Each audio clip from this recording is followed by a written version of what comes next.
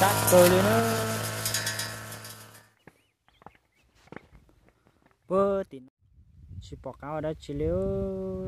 cái con tên lòng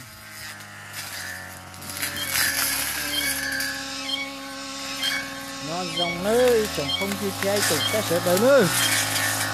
xong nó xong đốt hoặc khó gì vậy con để chơi luôn tay tôi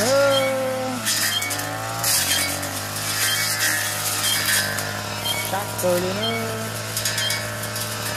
đây cho con để lên chỉ có luôn tay này nữa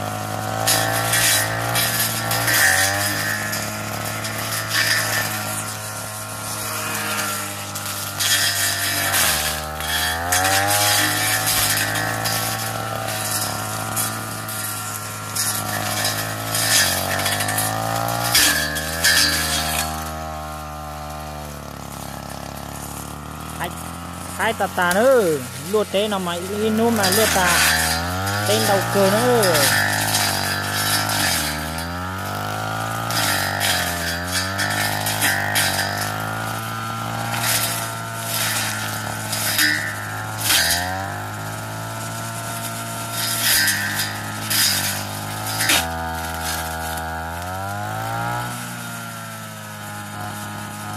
ये xe là ya ok không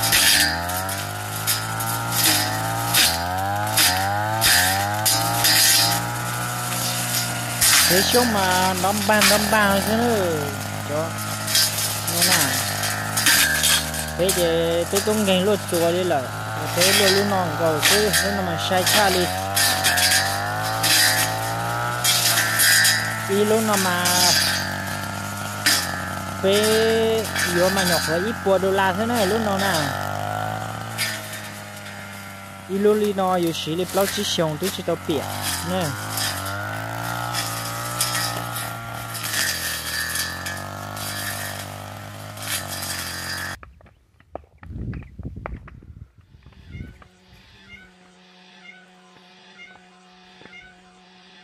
thì nó lại tới đó cái chén nó rồi lỗ on liền đu mong mà tới tới chỗ rồi liền nữa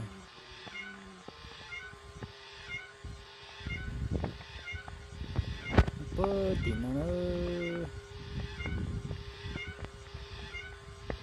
cứ cút ta lại cho nên mê đặc kali chứ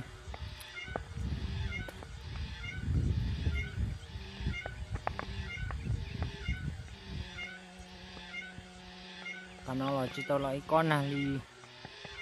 mà khó hành đi nữa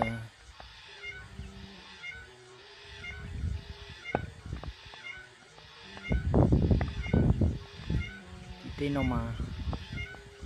trong khoảng gì của xưa thì nó mong tê tê lại đúng dễ lên nó là nó dùng bát cho cà phê nó nữa thắt té nó nè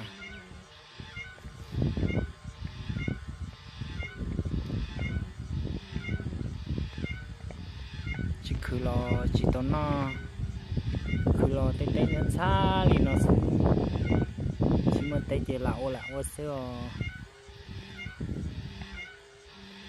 tê tê xa tập bộ nó buồn đả nó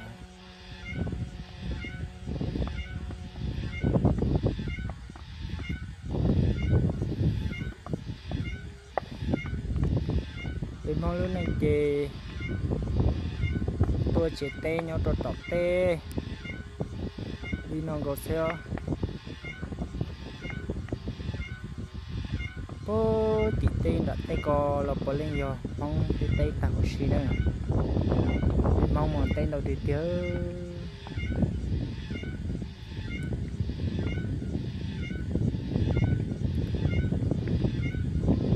xin mong em muốn tê đã tê bố bên đá trong bố bể hậu trong ô tôi sẽ xếp bên nó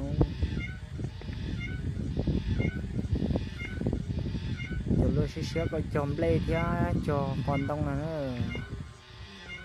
cho chị tao đã chỉ liệu để tôiต้องxếp con chị cho chị 4 lê thì cho con đông xứ thì để kể thì xa đi xa cho chị tao cà phê nữa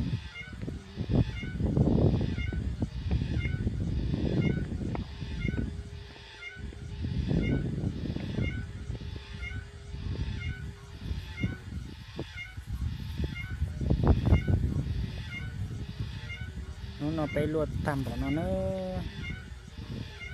một nó tròn đá nữa tụi tê một tròn đá lọt to tao nó cả nó số lúa tọc mua luôn xin đi luôn tầm bỏ nó nữa nó tụt tao nó nữa một trò san đậu nổi thế bắt tọ luôn san đậu nó nữa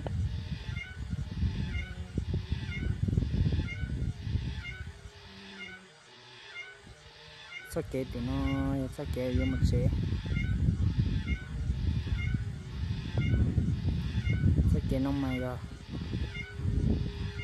tên địa chế tôn dài thế này dù ô dù xe đó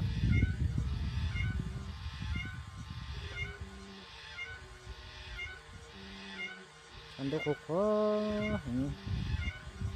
chỉ bỏ cáo ở đó chỉ liếu cái con tên lồng cho chị tao đi cái cà phê thì nó đấy mong chờ nó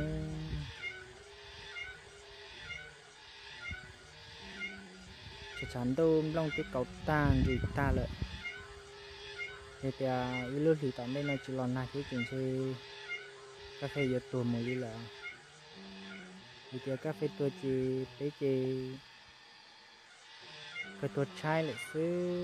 chỉ bỏ cá ở đó chín nó liền